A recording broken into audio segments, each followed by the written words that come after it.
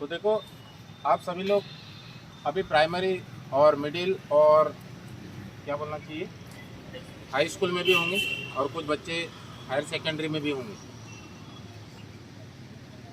तो देखो बच्चों, आप सभी लोगों का एक नैतिक जिम्मेदारी बनती है कि सबसे पहले आप अभी छोटे बच्चे हो, खेल के साथ हमको शिक्षा के क्षेत्र में क्यों बढ़ना है।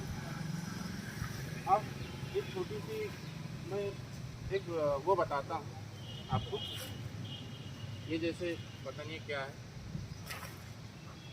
ये मान लो एक बीज है, ठीक है, ये बीज है, समझ मारे।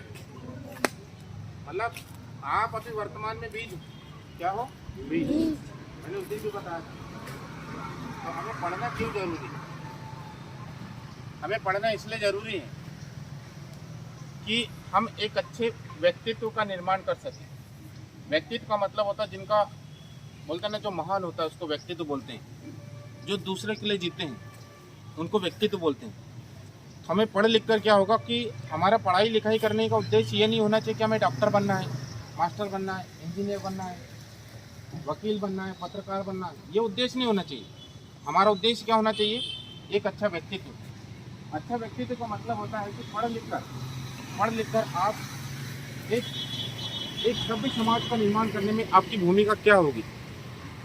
और शिक्षा का मतलब होता है जो सही और गलत में तर्क करना सिखाए। रियल मायने में यही शिक्षा है। जो सही को सही बोले और गलत को गलत बोले, यही सही मायने में शिक्षा है। बाकी तो सब चीज़ें वैसी है। तो इसलिए मैं चाहता हूँ कि देखिए, सबसे पहले आपका एक उद्देश्य बनाइए। उद्देश्य का मतलब होता है कि आप जीवन में क्या करना चाहते हैं, आपके जीवन का क्या लक्ष्य है, वहाँ तक अपन कैसे पहुँचेंगे। जैसे आपको पता होना चाहिए, सभी समस्याओं की भारतीय संविधान निर्माण के जो शिल्पकार डॉक्टर बाबा साहब अम्बेडकर कहते थे कि अगर किसी भी समाज को अपने दुखों से, अपनी समस्याओं से निजात अगर पाना है तो उसके लिए शिक्षा रूपी दूध को पीना पड़ेगा।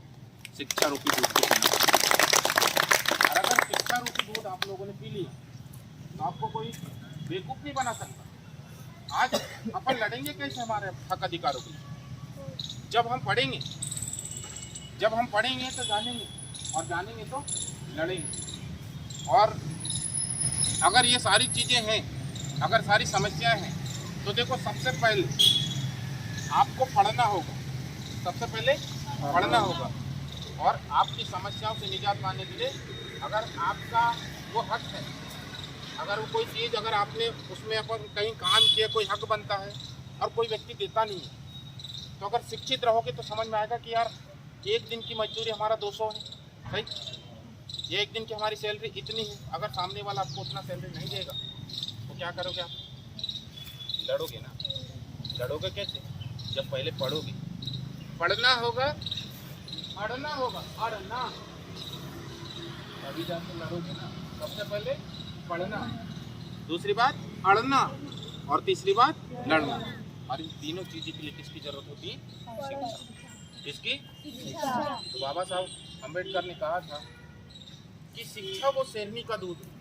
शिक्षा वो शेरनी का दूध है, जिसने भी पिया है वो अपने हक अधिकारों को शेर के मुंह से निवाला, छीन के लाने का काम किया है। ये ताकत है। इसीलिए हमको पढ़ना जरूरी है। मतलब शिक्षा वो शेरनी का दूध है, जिसने भी पिया है वो डॉक्टर धुएं जैसे दहाड़ने का काम किया है। इसलिए आपको शिक्षित होना पड़ेगा।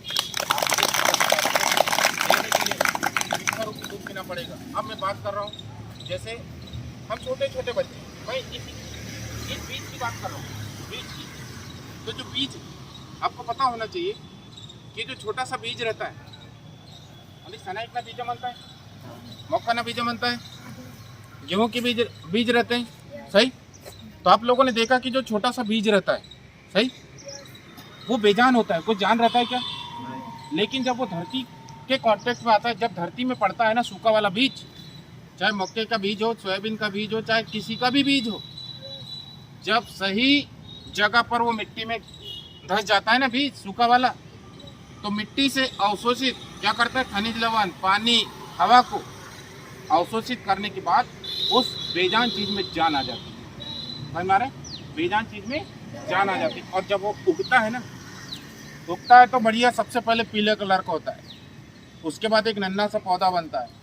और पौधे की हम परवरिश, जब किसान बोलते हैं ना कि जब खेत में फसल उगती है तो मतलब किसान बार बार जाता है कि घास फूस तो नहीं होगा, सही, खरपतवार तो नहीं होगा, उसको निंदाई खुदाई करके क्या करता है, उसको अलग करता है।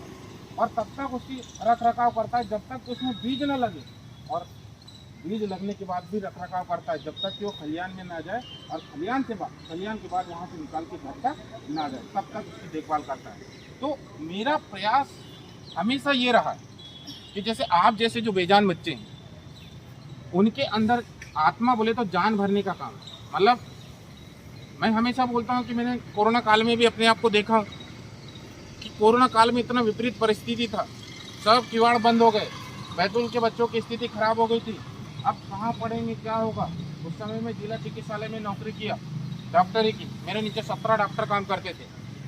तो उस समय भी मैंने बोला हूँ, एक बहुत बढ़िया मेरा फेवरेट डायलॉग है, जो बीज होता है ना, बीज, एक दमदार व्यक्ति की वैल्यू क्या है इस देश में, बीज के लिए बोलता हूँ, डॉक्टर ध्रुवे के लिए बोलता हूँ, लाख दबाने की कोशिश करो, लाख दबाने की कोशिश करो, डॉक्टर ध्रुवे वो बीज है जो हर मौसम में उगने की ताकत रखते हैं। तो ये शिक्षा बोलते ना कि जब बीज बड़ा उगता है तो पौधा बनता है, फिर पेड़ बनता है। ये बड़े बड़े पेड़ देख रहे हैं आप, यहाँ कहीं आम के पेड़ होंगे, कहीं जाम के पेड़ होंगे। तो आपको अभी वर्तमान में आप क्या हो, बीज हो, नन्हे से बीज से ऊपर हो, पौधे हो। अगर आपको आपके जैसे कोच उनके सर, भाई वीके सर जैसे कोच आपको मिले जो दिन रात आपको मोटिवेट करते हैं कि आपको पढ़ना है, आपको लड़ना है, इस बैतूल शहर नहीं, पूरे मध्य प्रदेश नहीं, पूरे देश के लिए खेलना है, राइट। तो आपको वो क्या बनाना चाह रहे हैं, एक विशाल वृक्ष। और जब विशाल वृक्ष जब बनता है तो उसमें फल लगते हैं जो समाज को फल देने का काम करते हैं। आपके गुरु यही चाहते हैं, कोई भी माता पिता यही चाहते हैं कि उनके बच्चे बड़े पद में जाकर उन बुढ़ापे के समय उनका सहारा बने। लेकिन सहारा कैसे बनेंगे हम, सहारा कैसे बनेंगे किसी का, जब हम सक्षम होंगे, जब हम अच्छे काबिल व्यक्ति बनेंगे, हमारे अंदर काबिलियत होगी। तो काबिलियत अगर होगी ना, तो बाबा साहब ने इस देश में सबसे बड़ा लोकतंत्र लागू किया, संविधान लागू किया, तो उसमें लिखा है अब राजा का बेटा राजा नहीं बनेगा, अब राजा का बेटा राजा नहीं बनेगा, राजा वो बनेगा जो योग्य होगा, जिसमें काबिलियत होगी, जिसमें दम, मतलब जिसमें है दम वो है बाजीराव सिंघम। तो इसीलिए आपको ज़्यादा से ज़्यादा नॉलेज लेने की आवश्यकता है, और बहुत मैं प्रयास करूंगा कि आप अच्छा तरक्की करो, खूब मेहनत करो, और आने वाले समय में आप टेमनी का गांव, और टेमनी जो गांव है उसका नाम नहीं, आप देश के लिए खेलें। हमें बहुत अच्छा लगेगा कि आज छोटे से बीज को, छोटे से पौधे को हमने ज़रूरत पड़ी तब हम पानी दे रहे, खाद दे रहे हैं, लेकिन आप एक विशाल वृक्ष बनोगे ना, हमको सबसे बड़ी खुशी होगी कि जब बढ़ रहे थे तब सूख रहे थे, ये सूख रहे थे, उस समय हमने पानी दिया, आज जो विशाल वृक्ष बना है, कहीं ना कहीं इसमें हमारा भी योगदान है, हमको सबसे ज़्यादा खुशी होगी, सर को सबसे ज़्यादा खुशी होगी। तो बहुत बहुत धन्यवाद आप सभी को, ऑल द बेस्ट कल के लिए। और अपन क्लास में से वहाँ चलते हैं, नाश्ता वास्ता करते, भैया 12 बजे बंद हो जाता पार्क, है ना। चलो ठीक है भैया, बहुत बहुत धन्यवाद।